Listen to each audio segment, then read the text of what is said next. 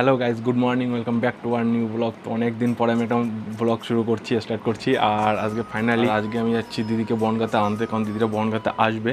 আর আমি first time মোটো blog করবো আমার নতুন ক্যামেরা দিয়ে, তো সেটাও তোমাদেরকে দেখাবো। আর এখন স্নান টান করে ফ্রেশ হয়ে রয়েছি, আর এখন আমি যাবো দিদিদেরকে আনতে। তো চলো একবার মোটো ব্লগ সেটাকে দেখা হচ্ছে। তো বেসিক্যালি আমি আজকে অনেক দিন পরে মোটো ব্লগ শুরু করছি, আর এটা আমার নতুন অ্যাকশন ক্যামেরা দিয়ে DJI অ্যাকশন 4, এবং সাথে একটা DJI এর মাইক মিনিট নিয়েছি, যেটা দিয়ে আমি আজকে ভিডিও শুরু করছি। আর আমি এখন যাচ্ছি বনগাঁতে দিদিকে আনতে। তো চলো বেশি কথা না বলে ভিডিওটাকে শুরু করা যাক। তো ফাইনালি আমি বাড়ি থেকে বেরিয়ে পড়েছি, আর কেমন কি আওয়াজ আসছে কি না আসছে তোমরা জানিও।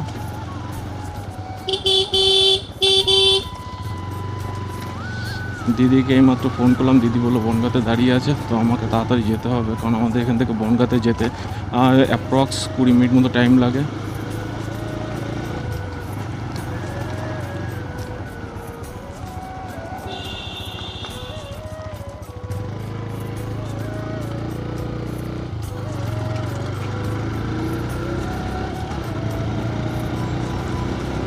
তো তোমরা আমাদের এই রাস্তার একটু সিনিক বিউটি দেখতে থাকো, আর যেতে যেতে তোমাদের সাথে কিছু কথা শেয়ার করবো। অনেক দিনের ইচ্ছা ছিল আমার এই মোটো ব্লগ করার, একটা ক্যামেরা নেওয়ার। তো অনেক অপেক্ষার পরে আমি একটা ক্যামেরা নিয়েছি, DJI অ্যাকশন 4, আর সাথে DJI মাইক মিনিটা নিয়েছি।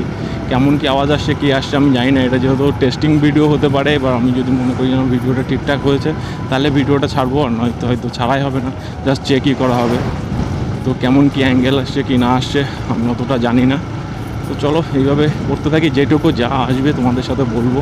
আর চলো বেশি কিছু না বলে একটু তোমরা রাস্তার বিউটিটাকে একটু দেখতে থাকো। আর অ্যাকচুয়ালি এখন যে পরিমাণে গরম চলছে, আজকে হচ্ছে মে মাসের 23 তারিখ, আর যে লেভেলে গরম দিচ্ছে ভাই, গরম শেষ। এই টাইমটা তো বেরোনোই যায় না, কারণ এই টাইমটায় রৌদ্রের প্রকোপটা খুব বেশি থাকে।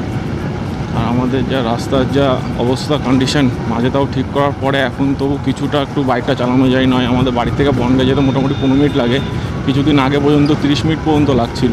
এখন তবু একটু কিছু কিছু জায়গায় ঠিকঠাক করার পরে এখন তবু রাস্তাটা চলাচল করা যাচ্ছে। অ্যাকচুয়ালি আমার একটু নার্ভাসও লাগছে এরকমভাবে করছি, বাট অনেক আগে করেছিলাম সেমন ঘুরতে যাওয়ার জন্য। আর এই যে নিজের এলাকার মধ্যে দিয়ে এইভাবে চালানো, যার জন্য আমি সানভাইজারটাকে নামিয়ে নিয়েছি, যাতে কেউ আমাকে ঠিকঠাকভাবে আমার মুখটা দেখতে না পারে। চলো আস্তে আস্তে ইউজফুল হয়ে গেলে সবই ঠিক হয়ে যাবে।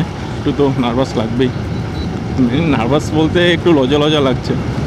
কেমন কি ফুটে যাচ্ছে কে জানে, আমাকে একদম পুরো বাড়িতে গিয়ে চেক করতে হবে যে কেমন কি আসছে। আর দিদি ফোন করে বললো ভাগ্নের জন্য একটা ওষুধ নিতে হবে, তো আমি গিয়ে আগে ওষুধটা নেবো, দিদিরা এই পাশে আসবে। আর এখন যেহেতু নতুন সরকার হওয়ার পরে এখন খুব কড়াকড়ি করে দিয়েছে হেলমেটটা, তো দিদির জন্য আমি হেলমেট নিয়ে নিই। সেই জন্য বাস স্ট্যান্ডের আমাদের যে বনগাঁ মতিগঞ্জ বাস স্ট্যান্ড আছে, সেই বাস স্ট্যান্ডের এখান থেকে আমি দিদিকে আসতে বলেছি। আর সেই জন্য ওখান থেকে নিয়ে আসলে ভিতরের রাস্তায়, এখান থেকে আমাদের লোকাল রাস্তায় পুলিশ অতটা থাকে না, সেই জন্য ওইখান থেকে দিদিকে আমি পিক আপ করবো।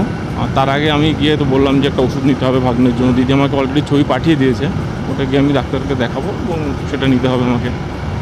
দুপাশে মাঠ না, সেই জন্য এখান থেকে একটু হাওয়া আসছে, একটু ঠান্ডা ঠান্ডা, বাট রাস্তার যে গরমটা না খুব গায়ে লাগছে।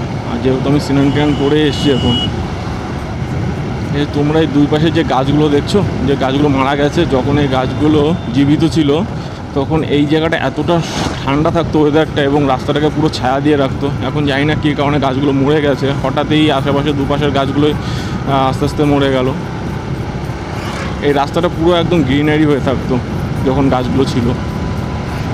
ও বিউটি, নেচার বিউটি দেখো, কৃষ্ণচূড়া গাছের ফুল এত সুন্দর লাগে এই সময়টা হয়ে থাকে। আর কিছুদিন পরে বর্ষা চলে আসলে, বর্ষার সময় যখন গাছের পাতাগুলো সবুজ হয়ে যাবে এবং এই ফুলগুলো তখন আরও মারাত্মক সুন্দর লাগে। এইখানে রাস্তাটা এত খারাপ হয়ে গেছিলো, এখনও কাজ চলছে, রাস্তাটাতে ব্লক বসানো হয়েছে নতুন। এই জায়গাটা হালকা বৃষ্টি হলে জল বেয়ে থাকতো এবং রাস্তাটা যা খারাপ হয়ে থাকতো, যারা মোটামুটি ইনফ্লুয়েন্সার আছে বা ভিডিও যারা বানায় তারা মোটামুটি এখানে মানে প্রত্যেকটা মানুষ এখানে ভিডিও ছেড়েছিল কিছুদিন আগে। তারপরে রাস্তাটার কাজ হচ্ছে, রাস্তাটার অবস্থা খুবই খারাপ ছিল।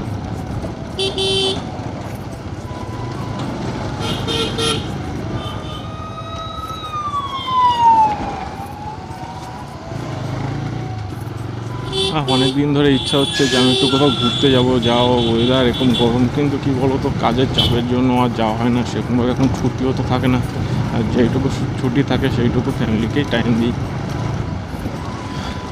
বাঁদিকে রয়েছে আমাদের বনগাঁ বিডিও, আমাদের বিডিও অফিস। কুটি বাড়ি, আমাদের এখানটা আগে একটা ভালো কুটি বাড়ি ফেমাস পুজো হতো, দুর্গা পুজো। এখন সেটা এতটাই ছোট হয়ে গেছে। মোটামুটি এরা ছোটোর মধ্যে হলেও খুবই ভালো করতো, এখন আর সেই রকম দেখা যায় না বনগাঁ পুজোটা।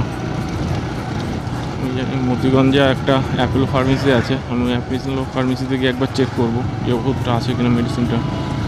যদি না থাকে তাহলে আমাকে সামনে যেতে হবে বাটার মোড়ের ওখানে, কারণ বাটার মোড়ের ওখানে যাবতীয় ফার্মেসির দোকান আছে। দেখছো, ভালো রেখো, সুস্থ রেখো।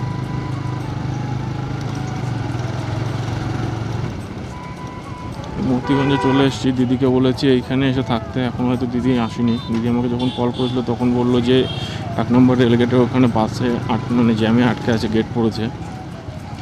তো ততক্ষণে আমি গিয়ে ফার্মেসির থেকে ওষুধটা নিয়ে আসি। শুরু হয়ে গেছে, আর বনগাঁ সেই লেভেলের গরম। ইউজুয়ালি আমার হাত মনে হচ্ছে পুড়ে যাচ্ছে।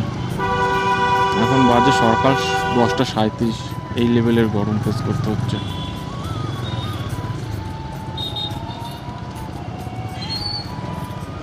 ভাই সব খারাপ ভাই, দেখছে যে আমি চলে এসেছি, তারপরেও ওদের এভাবে গাড়ি ঢোকাতে হবে।